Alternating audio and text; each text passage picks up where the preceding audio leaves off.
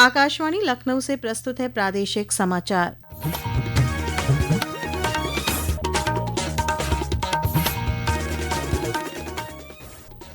मुख्य समाचार। मुख्यमंत्री योगी आदित्यनाथ ने आज देवी पाटन मंडल का किया दौरा। गोंडा में मुख्यमंत्री युवा उद्यमी योजना के तहत 1423 उद्यमियों को वितरित किए 55 करोड़ रुपए के ऋण। मुख्यमंत्री ने बलरामपुर में चैत्र नवरात्रि मेले की तैयारियों की समीक्षा कर दिया आवश्यक दिशा निर्देश। बहराइच में तहसील मिहींपुरवा के मुख्य भवन का किया उद्घाटन। कानपुर के गंगा रेलवे पुल की मरम्मत का काम आज से हुआ शुरू। करीब 10 रेलगाड़ियां निरस्त, कई ट्रेनों का संचालन हुआ प्रभावित। और विश्व गौरैया दिवस पर आज प्रदेश भर में आयोजित किए गए कार्यक्रम। विलुप्त हो रही गौरैया के संरक्षण के लिए लोगों को किया जा रहा है जागरूक।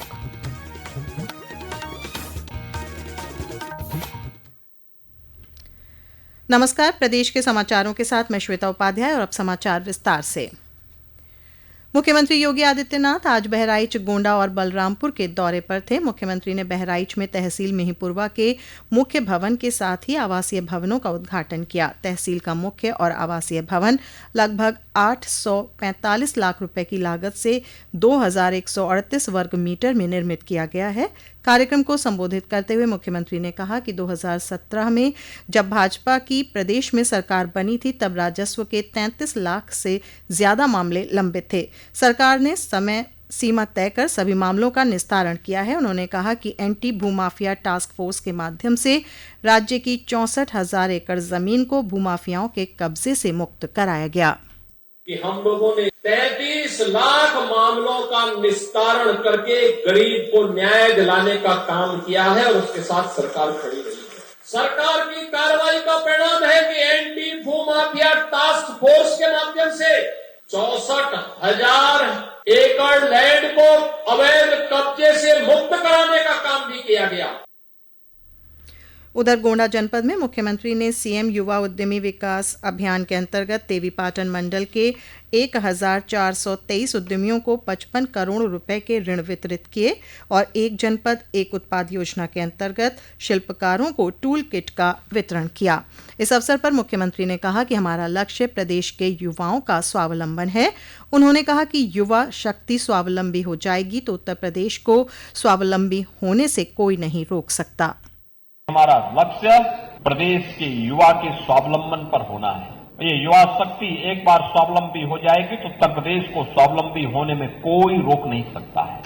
और इसी भाव के साथ जब इस कार्यक्रम को आगे बढ़ाया गया, उसका पोर्टल तैयार होने में, स्कीम को लॉन्च करने में समय लगा।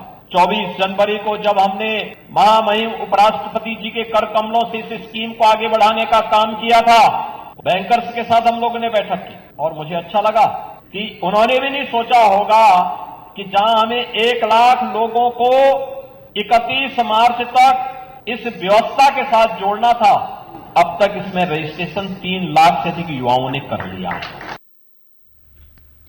बहराइच और गोंडा जनपद के दौरे के बाद मुख्यमंत्री योगी आदित्यनाथ बलरामपुर में देवी पाटन शक्तिपीठ तुलसीपुर पहुंचे, जहां उन्होंने अधिकारियों के साथ जिले में चल रहे विकास कार्यों की समीक्षा बैठक की।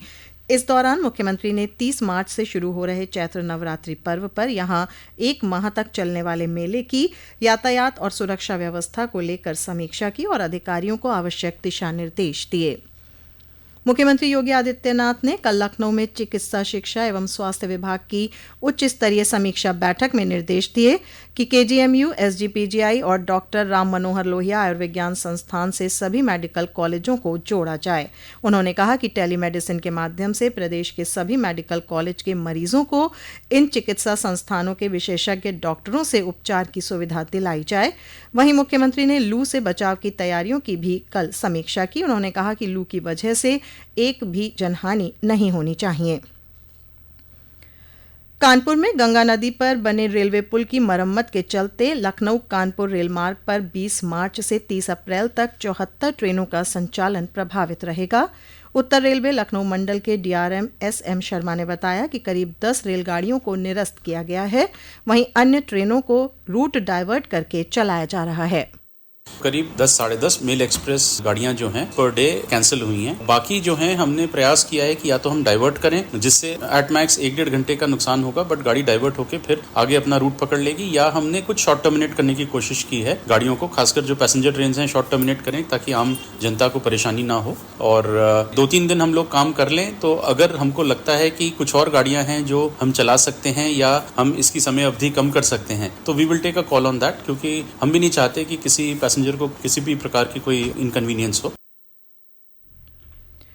ये समाचार आप आकाशवाणी लखनऊ से सुन रहे हैं। ताज़ा समाचार जानने के लिए आप हमारी वेबसाइट newsonair.gov.in पर लॉगिन कर सकते हैं। इसके साथ ही आप प्रादेशिक समाचारों का ये बुलेटिन हमारे YouTube channel news on AIR Lucknow पर भी सुन सकते हैं।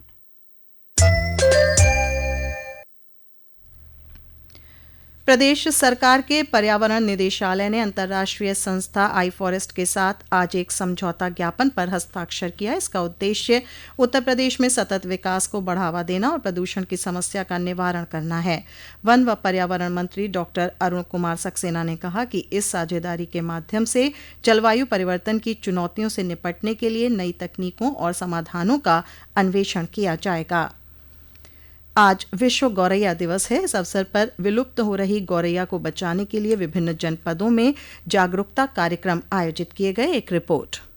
विश्व गौरैया दिवस पर आज वाराणसी के नमामि गंगे के सदस्यों ने इटली से आए विदेशी पर्यटकों और स्थानीय लोगों के साथ गौरैया के संरक्षण के लिए जागरूकता अभियान चलाया। इस दौरान लोगों से गर्मियों में पक्षियों के लिए दाना पानी रखने, लॉन और बगीचों में कीटनाशक दवाओं का छिड़काव न करने की अपील की गई। इटावा में बसरेहर विकासखंड के खरदूली गाँव के उच्च माध्यमिक विद्यालय में सहायक शिक्षिका के पद पर तैनात सुनीता यादव ने तो अपने 3 मंजिला घर को ही गौरैया हाउस में तब्दील कर दिया है और वे लोगों को गौरैया संरक्षण के लिए लगातार जागरूक करती रहती हैं। सुनीता को उनकी पुस्तक फिर लौट आई के लिए सर्वश्रेष्ठ लेखिका के रूप में सम्मानित भी किया जा चुका है। उधर लखनऊ के जनेश्वर मिश्र पार्क में गाजीपुर के प्रख्यात पर्यावरणविद कृष्णानंद राय के नेतृत्व में पक्षियों के लिए दाना पानी की व्यवस्था की गई। श्री राय 40 वर्षों से साइकिल पर चलकर लोगों को अपने गीत के माध्यम से पर्यावरण संरक्षण का संदेश दे रहे हैं। हर वर्ष 20 मार्च को मनाया जाने वाला यह दिन पहली बार वर्ष 2010 में विश्व के विभिन्न हिस्सों में मनाया गया था। आकाशवाणी समाचार कक्ष से राघवेंद्र त्रिपाठी।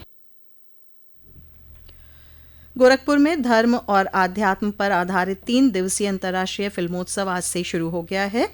गोरखपुर के बाबा गंभीर नाथ प्रेक्षागृह में आयोजित इस फिल्मोत्सव में सुप्रसिद्ध फिल्म निर्माता निर्देशक विवेक रंजन अग्निहोत्री मुख्य अतिथि के रूप में शामिल हुए। इस अवसर पर उन्होंने कहा कि धर्म और आध्यात्म से संबंधित फिल्मों के प्रति लोगों का आकर्षण बढ़ा है। पर्यटन और संस्कृति मंत्री जयवीर सिंह ने बताया कि यह आयोजन उन फिल्मों को प्रदर्शित करने का बेहतर मंच बनेगा जो धर्म, संस्कृति और आस्था को रचनात्मक तरीके से प्रस्तुत करती हैं।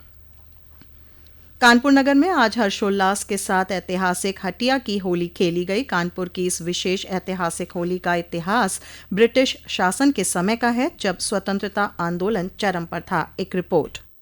वर्ष 1942 में ब्रिटिश सरकार ने कानपुर में होली खेलने पर पाबंदी लगा दी थी। उस दौरान होली खेलते हुए 47 क्रांतिकारियों को गिरफ्तार कर जेल में बंद कर दिया गया था। इसके विरोध में कानपुर के लोग एकजुट हुए और 5 दिनों तक होली का रंग लगाकर हटिया में प्रदर्शन किया। बड़ी संख्या में लोगों के प्रदर्शन के बाद ब्रिटिश सरकार को क्रांतिकारियों को रिहा करना पड़ा, जिसके बाद राष्ट्रगान गाकर लोगों ने हटिया रंजन बाबू मैदान से रंगों से भरकर भैंसा ठेला निकाला और बड़े हर्षोल्लास से होली खेली। उसी परंपरा को आज भी निभाते हुए अनुराधा नक्षत्र पर ऐतिहासिक हटिया की होली खेली गई। आकाशवाणी समाचार के लिए कानपुर से मैं राजेश श्रीवास्तव।